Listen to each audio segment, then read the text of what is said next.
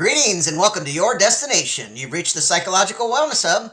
We aim to help you build your knowledge and wellness around better understanding mental health and psychological concepts. Welcome back to the channel. Today's topic is military life for service members or veterans and their families. An introduction for civilians. This is a part 2 in a video series where we continue to look at this topic. We will briefly look at what it means when a service member goes to war and a little bit on communication. Please watch videos earlier in this series to better understand the components leading to this video. Please see the links below for those videos. Quick review. What is a military service member or veteran? This video is geared towards civilians to better understand their military or veteran family members and friends, to better understand the military culture. That is, to help them understand and be a better support friend, family member, etc. Service members or veterans, I cannot possibly know everything about every branch of service, so please don't beat me up too bad about this video. Men and women who serve in the military are among the ranks of heroes we have in the United States. However, many of them won't accept this title. Military service member and veteran are all terms used equally to identify those men and women who served. Quick review. What do we mean by served? There are 6 branches of the U.S. military: Army, Navy, Marine Corps, Air Force, Space Force, and Coast Guard. Of course, we'd also want to remember the reserves and guard components of this. Men and women enlist in the U.S. military voluntarily at present. At times throughout U.S. history, there were mandatory drafts that occurred, which is a form of military conscription. During these times, there is a compulsory or mandatory enlistment in the military. Men and women who have college degrees or prior to entering the military may afford opportunities to enter as an officer. People who enter the military are described in general terms to identify what branch they are. So for the Army, military service members are referred to as soldiers, Marine Corps, Marines, Navy, sailors, Air Force, airmen, Space Force, guardians, Coast Guard, Coast Guardsmen. Quick review. Types or roles and jobs military service members do and the value to us as a country. We typically know with the different branches of service that some specific military roles, for example, we know the Army and Marine Corps protect us from the land. We know the Air Force and Space Force protect us from the sky. We know that Navy and Coast Guard keep our oceans safe by monitoring the seas. However, did you know that for each branch there's a bit of overlap for areas of protection? See more below. I will not be able to cover all the different roles for sake of time and purpose for this video. Please note that any role not covered here is equally important and valued as the ones mentioned. Again, too much to cover, but all service members play a crucial role in the safety and security of the United States and abroad. What does it mean when a service member and veteran did training or went on a tour or perhaps a war? Many service members initially completed basic training and elect a role as mentioned above. At basic, they learn the fundamentals of being a member of that branch. There's an official description of this where they break down the man or woman that was a civilian and build them back up to be a soldier, an airman, a sailor, a marine, a guardian, or Coast Guardsman. After this, and based on their MOS or military occupational specialty, role or category they elected to go towards, they may go to another part of the U.S. or to continue additional training.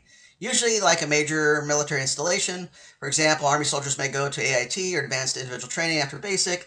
Sometimes this means full training in their elected role, or sometimes this means for a transition to another level of training. By the way, training never stops in the military. This is what keeps a service member fresh and up to date to service at the highest level of ability. Many service members stay stateside, while others temporarily or permanently go outside the country for a duty station or military installation located in another country or on a ship in another body of water or port. Some temporarily go to peacekeeping missions in the United States or in other countries. Some deploy or go to another country to aid a conflict or a war. When service members go to war, they often make a pact with themselves and sometimes outright make plans that are meant to substitute if they're not able to return or are killed in action. When service members go to war, they are part of combat operations. Each conflict in the U.S. military has been different. Some conflicts use more ground-based approaches from different branches. Some conflicts have utilized ground, sea, and air-based forces to fight in the conflict. More recent use of technology through vehicles and manned aircraft, smart bombs or missiles, robot bombs and disposal, and robot drones have become part of the fight. We'll talk more about this topic in the readjustment section. Watch those videos to learn more about the impact of war on readjustment. Communication. Service members are trained to learn that their mouths and their ability to communicate are a tool necessary to be effective. Veterans are taught to be efficient and exacting.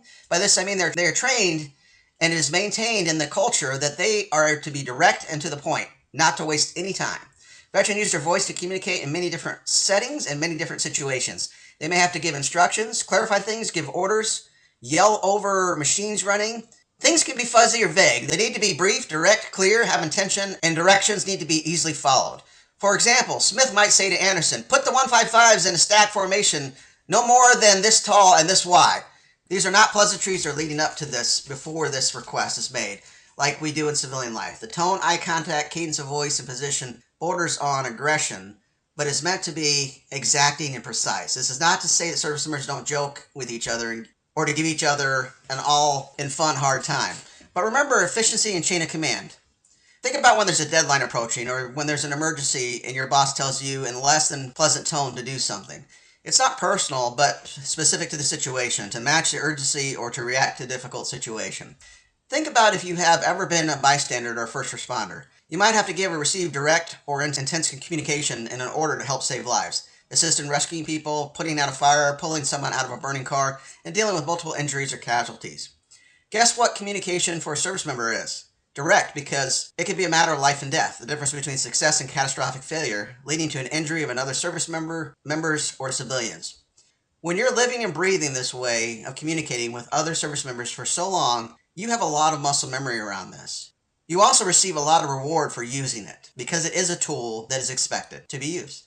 In civilian life, the veteran does this like jumping back on a bike. However, this can cause some unintended conflict between veterans and civilians as they adjust back to civilian life. As a civilian, you may find this direct communication and tone as aggressive or offensive at times.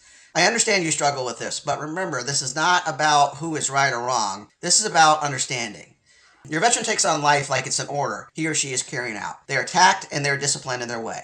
They learn not to take this personally when they speak to each other when they're in, because it's larger than them. It's about the mission. It's about the preservation of life. They're part of a collective.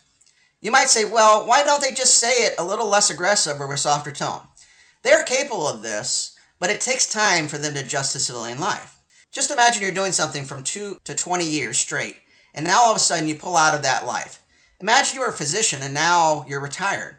Imagine restoring to a life where you no longer heal people, that people no longer look up to you, that people no longer call you Dr. Smith for assistance or consultation.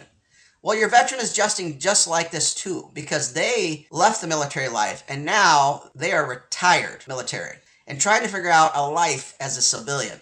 We'll cover more on communication in future videos in this and other playlists. Keep an eye out for them.